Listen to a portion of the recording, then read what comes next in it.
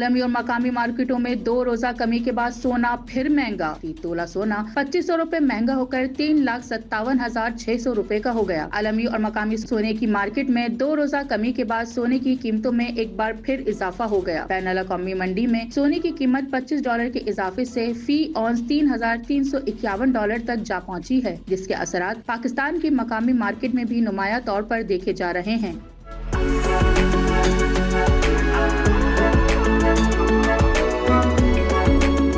मकामी सतह पर ताज़ा नरखों के मुताबिक फी तोला सोना 2500 रूपए महंगा होकर 3,57,600 रूपए का हो गया। 10 ग्राम सोना 2,143 रूपए इजाफे के साथ 3,06,584 रूपए पर पहुंच गया।